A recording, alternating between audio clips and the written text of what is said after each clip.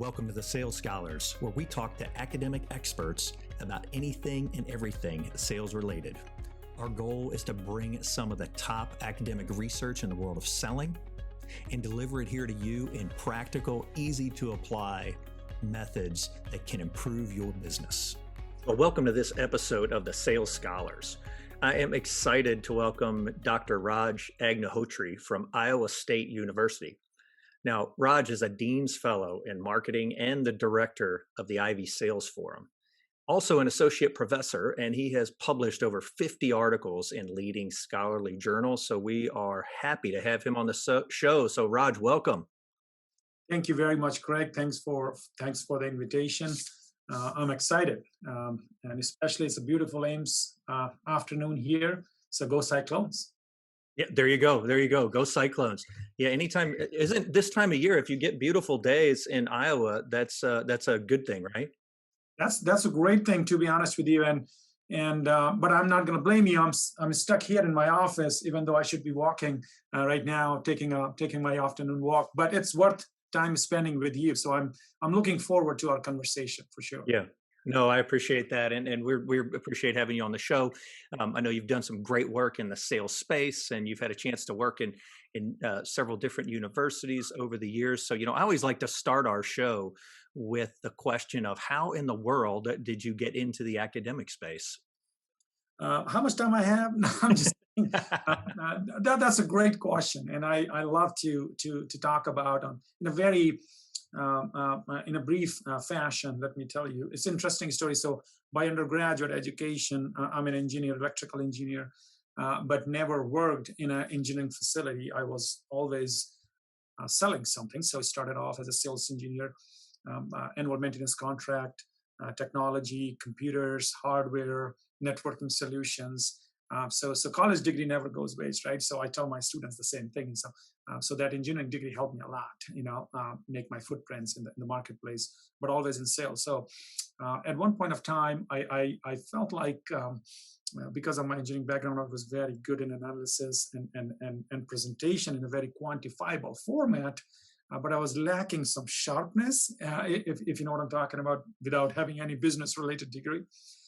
So I said, well, let me sharpen my up. So joined Oklahoma City University Private School, Minor School of Business, for my MBA program. And the plan was just finish it off, go back to corporate world. But who knew, right? I mean, we can't predict things. Actually, in a very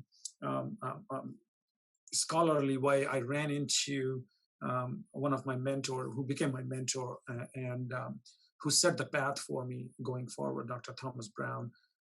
And I worked with him for 2 years as his graduate assistant. And there was no looking back. I knew where exactly I want to go, what I want to do. And he helped me to understand and figure out his solid research.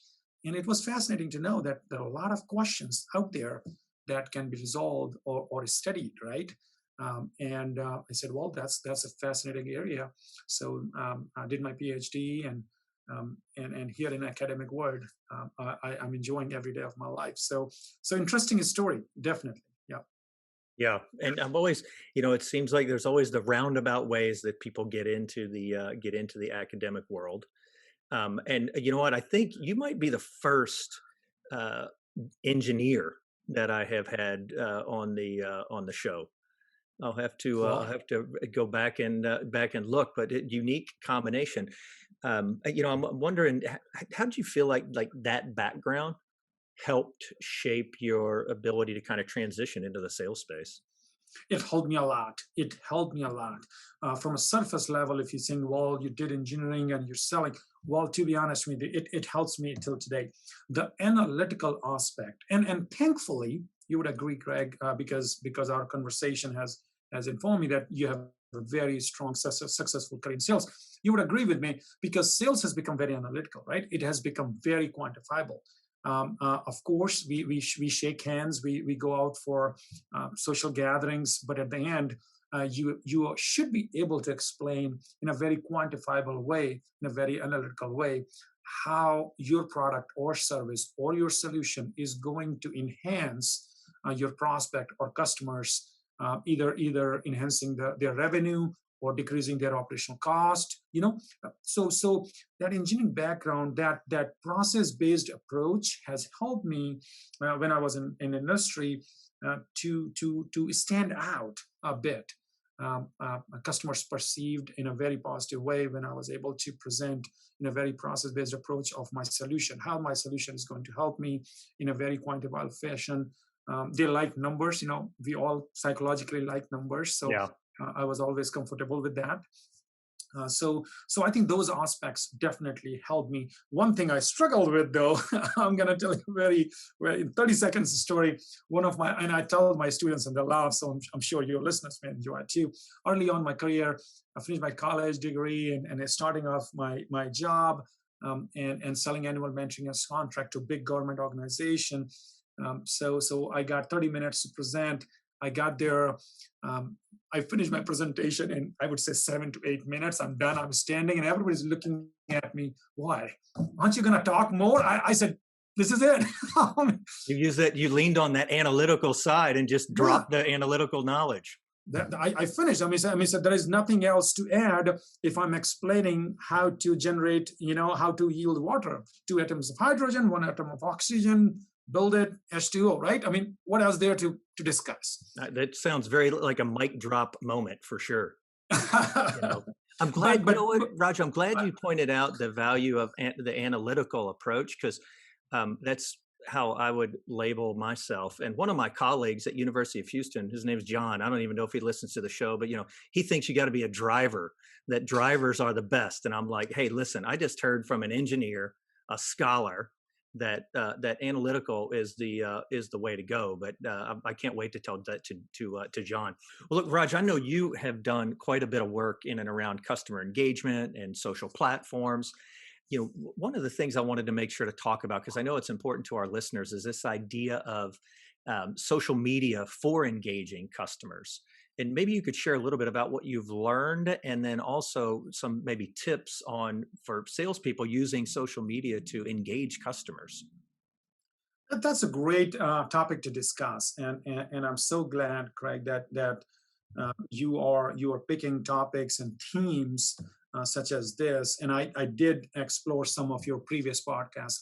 I must say, some really cutting edge contemporary topics that I would encourage all the sales professionals, practitioners, as well as theorists should pay attention to. So the great job you're doing. So coming back to your question about social media, social platforms, and engagement. So let me answer, if you permit me, let me answer this in 2 parts. First, I would like to explain in a very brief fashion what exactly is customer engagement in social media setting, right? So customer engagement is a very broad term, and your listener may conceive it in a very different way, right?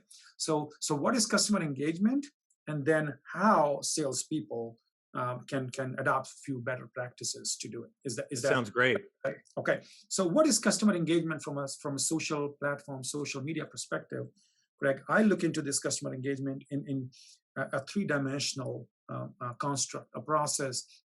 If it is a process, it has multiple parallel streams. If it is a construct, it has 3 dimensions. So one would be, I would say, customer engagement involves customers' knowledge value, that how salespeople are utilizing or building relationship with customers so that customer is providing them cutting edge market feedback, market intelligence, competitive intelligence, right?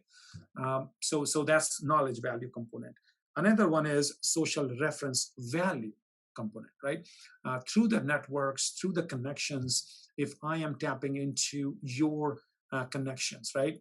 If you're letting me into your network, or if I'm trying as a salesperson to enter into a network or trying to connect with the prospect, if you can write me a referral. So that would be social referral value.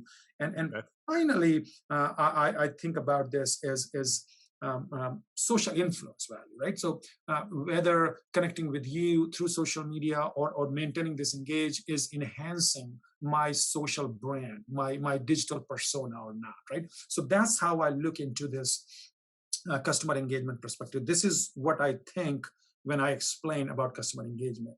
Now, how you go about capturing this or building this, right? So that I see in a very, again, you would love it because all I do is numbering. So I'm going to give you two approaches. Number one, I'm going to give you how to gain customer engagement through social content enablement. And number two, I'm going to give you social network enablement, right? So there are two paths: social network enablement and social content enablement. Okay.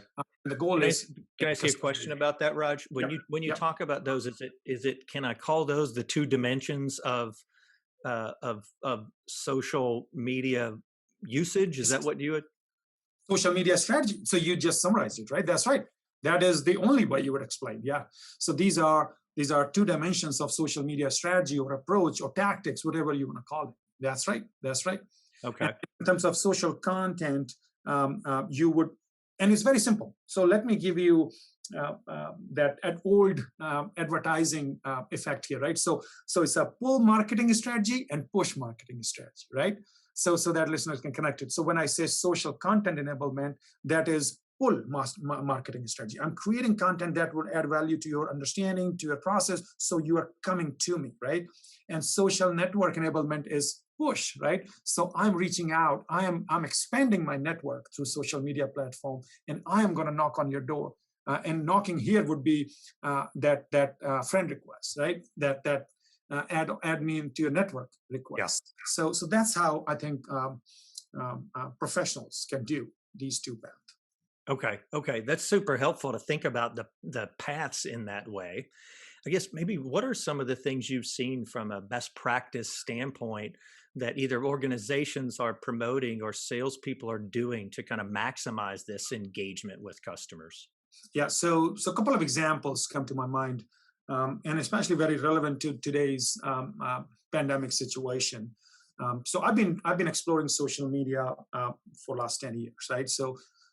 But this whole pandemic situation has really put this whole digital push, right? I mean, digital is really big. Social media is one tiny component of it, but it's still, it has highlighted these things, especially from the concept of finding new leads, right? Prospects. It's a challenge. If you are in a relationship already, then we can connect through Zoom and life goes on, right? But if I don't know you, if I have never met you, how I'm going to earn that credibility. So it is very relevant now. And what I did recently, Craig, we were collecting data, qualitative data for a project, and in that sense, I was interviewing salespeople. So a couple of things that jump out, which are very relevant to your question, is creating content. So one is creating content perspective, right? So this salesperson I'm talking to, working for IBM Life Sciences, and very complex product and solution they're selling, and it's very hard nowadays to reach out to hospitals and experts. And what this person is doing in terms of social content enablement, he reached out to me as a scholar, and he said, "How about we work together to create a blog? You bring in some knowledge on the sales, I bring in some knowledge from this process, and also let me involve a health expert from the future prospect that he's talking about, right? So come together, create a blog contents that will have value for the prospect and for other folks, right? So because salesperson are smart. I mean, it's the best way to put together or create exciting content is to put together a team rather than you try to do everything, right? And salespeople tend to be smarter than that, right? Putting together resources. So you need to work. You need to reach out to your resources, and social media again provides a very good platform to come together and create blogs. I didn't check on a regular basis how he's getting response, but in the beginning he was very excited. He said some doors got open up because people are coming, reading the blog, posting it. So that's one of the other way I said in terms of just setting a very specific goals for salespeople, that by the end of this week I would look into my network. I would explore my LinkedIn profile, for example. I will spend 2 hours every day and try to find at least 4 new leads that at least I can start the conversation with. So books have changed, right? I mean, everything is in this box that we're looking at. Yeah. how we are processing. Now, one challenge, and I'm going to conclude this and I'm going to take your next question. One challenge, though, these people are telling me is the cultural aspect of the organization they work with. Where they put this investment in. I spent 2 hours on LinkedIn, or I wrote. I mean, there is no clear strategy for organization, for managers, right? So 2 hours. Where do you show that? What did you do? I worked on social media, right? So that's one challenge. Yeah. Yeah, I can see that. And with leaders, I think now anyway, at least from my own experiences, I've worked with people, you're starting to hear them loosen up a little bit of the historical views of, social media is a waste of time. In fact, there wasn't that long ago where if you were on social media at work, you were in violation of some I policy. know. You're not even log in from your office computer on your Facebook. Yeah. Yeah, the example that you mentioned was pretty interesting, and I want to circle back to the one on where the guy came to you as a source of expertise on a blog. But then, if I heard you right, did you say he brought in one of his potential prospects to be part of it? That's right. That's right. And pretty smart guy, right? I would say that because so without divulging too much details, but that's how he did it. And so many networks emerged, right? So many new relationship emerged. And I know we made touch base on social capital. So that's the seed of emerging, capital for all of us. It's so I didn't ask him whether he got the deal or not or how they are progressing, but that's not the goal. The goal is to get in, right? To enter. And Yeah. he communicated with them, and one of the person who is part of their buying center agreed to participate in this nature, right? Yeah. What a great strategy. And I love the point that you made about, hey, look, the goal wasn't to make the sale. The goal was to engage the potential prospect with I'm sure in the back of his mind, like you said, is a smart guy. And I think this gets deployed. And, a lot of with the salespeople who are really thinking beyond just the sale. Yep. And how do you create something to engage with prospects that everyone gets value out of? Yep. You know, So that's great, Greg, because you really connected the definition that we started from, right? Customer influence value, customer reference value, knowledge value, right? So in this case, in one shot, you got created some influence, some credibility on your blog post, as well as some references may open up down the road, right? So that's the key, right? What you said is the story of this whole conversation, that you need to come out of that thought process of where is the check, here is what can I add? What can I give to this prospect so that one day, one time when the opportunity emerges, he or she would reach out to me, right? I mean, so philosophy needs to change. This relationship, you give them, and in return, you will get the value back. Yeah. Yeah, I think that's a good point. There's so much tension in that, though. It seems like from a business standpoint, where if you're focused on the short-term gains and the driving revenue, hit your quota this month or hit your quota this quarter, versus that strategy you're talking about, which takes just flat out a little bit more time to generate the return. Yep. Have you seen anything in any of your research that kind of helps quantify that? Hey, it's worth it to do that. Very good point. I'm glad you brought it up. So a couple of things. Actually, one of the research we did got published in Distant Sciences, and one of the things we found actually that, and another, actually, there are two studies to support similar to this construct, is if you try to connect the social media use, this long-term planning, you may not see in a short run a bump in the sales performance. Actually, there was no statistical significant explanation or connection or association between the social media use and the sales performance in a short run. However, if you go through the customer satisfaction route, customer's perception of salesperson's responsiveness over the time, those two constructs become the mediator reaching to overall customer retention and financial value. See, so it's a long-term thing, and you need to be very clear what exactly you're looking at. In one of our model, the mediator was responsiveness. If over the time customers start believing that you are responsive, you reply, and now with social media, it's on, always on, right? Yeah.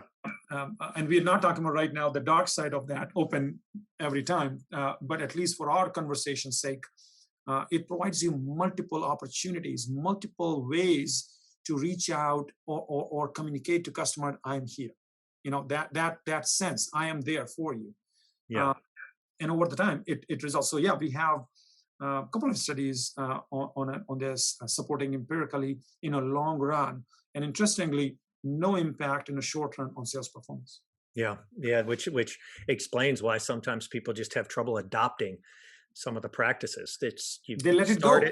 it doesn't Yeah, work. Yeah. And you walk away from it versus yeah, staying with it. yeah. Yeah. When we were talking about that topic, you mentioned that phrase, social capital. And I know we had some conversation about the concept of building social capital and how social platforms can help enable that. But I'd love to hear kind of your perspective on explaining kind of what social capital is relative to, the sales space, and how we can think about that. Yeah. So the way we can call social capital, or be more specific. I mean, that's the problem talking to academician. I mean, we have to be very clear, what do we mean. So other way to call it, OSC, we call it online social capital. So at least people don't get confused, even though they are very much integrated to each other, right? Offline social capital, online social capital, they correlate very strongly. However, when I say social capital, I'm referring to online social capital, right? And not necessarily that you're meeting with those people every day or shaking hands, right? So this is more relevant in nowadays structure. So when we talk about online social capital, we're talking about connections or membership of the groups, with friends within the company and outside the company. So we don't discriminate there, right? I mean, you would agree, Craig, as a salesperson, it is important to connect outside, but connect within your company is equally important, right? Yeah. So the way we see online social capital is the strengthening of those social ties with the help of social media's availability within the company and outside the company. And how we see outside the company, how we can broaden that. And that's a tip for salespeople. Sometimes they focus on prospect. Okay. They forget one of the key resources, just like in our life. Now, with the Facebook, so many bad things happen. But one good thing, Craig, I don't know if it happens with I'm connected with my high school buddies. I'm connected with people who I was not talking through email, who I did not see, right? Mm-hmm. So suddenly Facebook comes in, and I know how their kids are doing, what they are doing, their life, everything. And that was missing, right? From a salesperson point of view, because we keep thinking about future prospect, which is good, which is important. However, sometimes we need to look back. The companies you have worked with, right? The companies you were working as a salesperson, because salespeople move around, right? They build network. That was getting lost.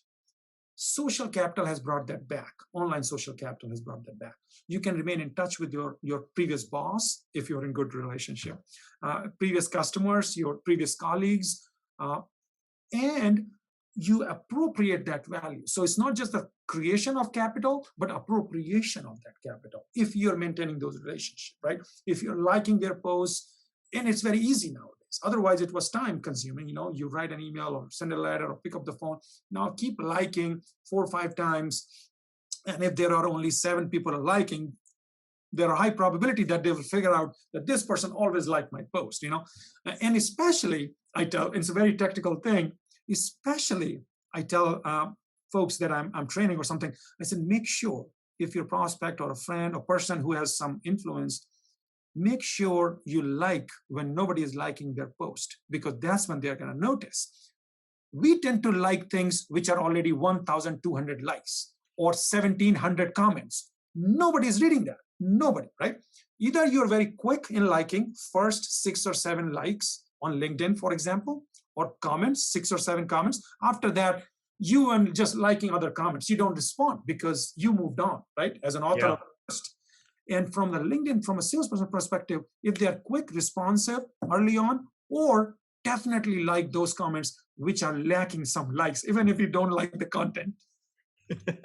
Yeah, you like just you remember that you like the person, right? If the That's content right. is It's not about the content. yeah, yeah. No, it's a great observation, I think, for one, how some of those networks, setting social media aside, get lost. But Yes. now with the advent of and continued expansion of these social platforms is you can keep those networks alive. It's, you mentioned Facebook. Literally yesterday, I talked to a potential consulting prospect, and I haven't talked to the person in a couple years, but I've seen what they've posted on Facebook. Immediately when we got on the call, the first thing we started to talk about was the new puppy that they had adopted. See? And it created a very smooth but very relational start to the conversation that ultimately leads you into business. But if it hadn't been for the access to the social media, I never would have known what they had going on at that time. Yeah, yeah, yeah. And I think that's what you nailed it. So I think it's conservation of resources in terms of network and ties, right? We used to abandon those ties. I'm not saying we are bad people, just we get consumed in the new challenges and new opportunities and new responsibilities, right? We abandon them, right? And with this new technology and availability, we don't have to really abandon them. It's like somebody is giving you an extra space in your backyard where you can put in some stuff that you were ignoring, right? Yeah. Yeah, well, that's a good analogy. So, Raj, as we are coming towards the end of our show, I do want to make sure I ask you this last question, because I think it's important for our listeners to be able to take away, like, hey, I could go do this. And so, if I came to you and I said, hey, I want to strengthen my online social capital, what would be one or two things that you would say, hey, start here? So very good. I think you need to spend some time and clean the dust. I mean, just like old memories and old pictures, we know it is somewhere in that cupboard that we never open. It is somewhere. Take it out. Okay, take it out. Consider this as one of your goals, one of your objectives. Consider it as work. Look into your network. Correct. I honestly, I'm telling you this that they're supposed to do. It's like I'm telling students they do it, but I don't walk the talk, right? Even I don't know right now as we speak, how many connections in my LinkedIn that I've reached out recently or not, or what it's just ballooning up, right? So I call it. Some people used to call it personal knowledge management, and I did a paper on that. Now I started calling that social capital knowledge management, right? So you have to work. You have to create verticals. You have to within your network. And LinkedIn provides a lot of fancy tools, but it is up to you what and how you want to create your networks, right? So you need to put in efforts. You need to reach out. You need to set the goals. By the end of this week, I'm going to reach out to a couple of people. I'm just going to start some conversation on a social topic or topic that may be relevant to you. That's a goal. That's goal monitoring. You need to revisit your social network. You need to see what are the things that are high priority that you are not getting in touch with, and what are the networks or opportunities that you're investing too much time, right? So that's another thing. So I'm taking a very sales-focused approach to this whole social capital, and the goal is how best you can appropriate value from this network, if it makes sense, right? So take it as a work, divide into networks, high, low, just like lead work. You do the same thing with your network connections, strong ties, weak ties, ties that can lead to the stronger ties, and you start working on them. But I think first thing that I tell is my friends and folks who are interested in listening about my expertise is to revisit, clean the dust, take a fresh look. Maybe some of them are there which are just adding numbers and no use, just like customer lifetime value understanding, right? Not all the customers are the best customers. Yeah. So Yep. think from that perspective. The same philosophy is bringing here in a social capital perspective. Yeah. No, that's really good. That's really good. I think that gives certainly the listeners something that when they hear it, it's like, okay, hey, I can go do that. But more importantly, I think just greatly underscores the value that the social platforms can help create. So, Raj, we appreciate you coming on to this episode of the Sales Scholar, sharing your research, and bringing great energy. You got good energy, man. I appreciate it. Thank you for being part of the show. I just had my apple. That's my energy source. I was waiting for the right moment, so I had my apple right at 2:45. So it worked. It worked. Well, thank you. We appreciate you joining us. Thank you very much, Craig. Thank you for the opportunity. I appreciate it. All the best.